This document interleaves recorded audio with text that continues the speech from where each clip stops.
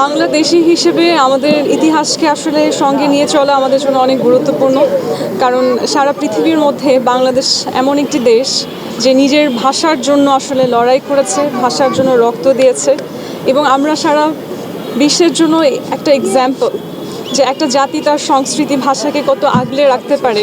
আমাদের কাছ থেকে আসলে সারা পৃথিবী শেখে। যেহেতু আমি সবসময় বলি যে আমার একটা প্রায়োরিটি হচ্ছে বৈশ্বিক অঙ্গনে বাংলাদেশের যে ইমেজ, বাংলাদেশের ভাবমূর্তি বা ব্র্যান্ডিং সেটা সমৃদ্ধ করা। তো আমার মনে হয় আমার যাত্রার শুরুটা হওয়া উচিত আমার দেশের ভাষার প্রতি সম্মান জানিয়ে, আমার শহীদদের প্রতি সম্মান জানিয়ে। ইলেকশন কমিশনের নিয়ম অনুযায়ী 22 তারিখ থেকে আমার নির্বাচনী প্রচারণা শুরু হবে, এবং আজকেই হচ্ছে আমি আমার যে প্রতীক সেটা আমি একেবারে অফিসিয়ালি আজকে আমার প্রতীকটা বরাদ্দ হয়েছে ট্রাক মার্কা। তো সব কিছু মিলিয়ে আমার কাছে মনে হয়েছে আজকে 21 তারিখও, যদিও 21শে ফেব্রুয়ারি না, কিন্তু তারিখটা হচ্ছে সিগনিফিক্যান্ট। আমার মনে হয়েছে যে আমার যাত্রাটা আসলে আমার সবার প্রথমে যেই শহীদদের কারণে আজকে আমি আমার এই কণ্ঠস্বর পেয়েছি। আমাকে সবাই বলে যে আপনি অনেক সাহসী, কিন্তু এই যে সাহসের সাথে আজকে কথা বলতে পারছি, নিজের ভাষায় নিজের উপর হওয়া অত্যাচারের প্রতিবাদ করতে পারছি, কিংবা ন্যায় বিচার চেয়ে আমার আওয়াজ তুলতে পারছি, আমাকে এই স্বাধীনতাটা যেখান থেকে আমি পেয়েছি সেই ভাষা শহীদদের প্রতি সম্মান জানিয়ে আসলে আমি আমার সকল প্রকার অন্যায় অনাচারের উপরে আওয়াজ তোলার যে সংগ্রাম সেটা শুরু করতে চাই। এবং একজন সংসদ সদস্য হিসেবেও ভবিষ্যতেও আমার যে লক্ষ্য থাকবে সেটা হচ্ছে আমার দেশের মূল্যবোধ, আমার দেশের কালচারকে যেন আমি ধারণ করতে পারি। আমি একজন মানুষ, আমার মধ্যে ভুল ত্রুটি সব কিছুই আছে, কোনো কিছুর ঊর্ধ্বে আমি নই, কিন্তু আমার নিয়তটা স্বচ্ছ।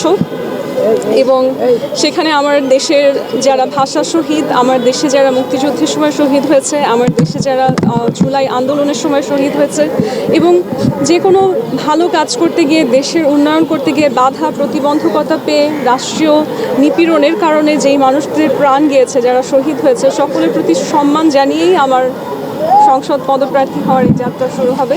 ইনশাআল্লাহ আগামীকাল থেকে আমি মাঠে নেমে পড়ব, জনসংযোগে যাব, মানুষের সাথে আমার বন্ধন তৈরি করার চেষ্টা করব।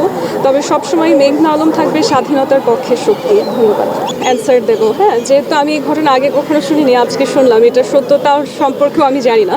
তবে এই যে জাতিগতভাবে একটা মহৎ উদ্যোগে গিয়ে একটা মানুষের ফোন হারিয়ে যায়, সেটা আমাদের কিন্তু আসলে চোখে দেখিয়ে দেয় যে এখন পর্যন্ত আমার দেশের মানুষের মধ্যে মূল্যবোধটা আসলে কোথায় আছে, কিংবা তাদের ক্ষেত্রে হয়তো তাদের জীবনমান ততটা উন্নত এখনও না। অনেক উন্নত দেশে আপনি দামি ফোন, ম্যাকবুক, ল্যাপটপ খোলা জায়গায় ফেলে চলে যাবেন, 1 ঘন্টা পরে আসবেন, দেখবেন কেউ নেয়নি। কেন জানেন? কারণ সেখানকার আইন কঠোর, প্লাস তাদের জীবনমান এত উন্নত যে অন্য একটা মানুষের জিনিস দেখে তার মনে হয় না যে আমার এটা নিয়ে যেতে হবে। তো এই অবস্থাতেই আমি বাংলাদেশকে নিতে চাই ইনশাআল্লাহ। 5 বছর কম সময় না। আমাদের বিগত সময়ের নেতারা বলতো সময় নেই হাতে, 5 বছর অনেক লম্বা সময়। 5 বছরে কতবার দিন রাত হয় আপনারা একবার চিন্তা করেন, অনেক লম্বা সময়। আমরা আমাদের গোলে পৌঁছাতে না পারলেও অ্যাটলিস্ট আমি আপনাকে বলতে চাই যে আমার প্রতিজ্ঞা থাকছে এমন একটা দেশ তৈরি করা যেখানে আমাদের জীবনমান এতখানি উন্নত হবে, আমাদের আইন এতখানি কঠোর হবে যে কোনো একটা মানুষের ক্ষতি করে তার জিনিসটা নিয়ে নিজের উপকার করার ইচ্ছা কারোর মধ্যে থাকবে না।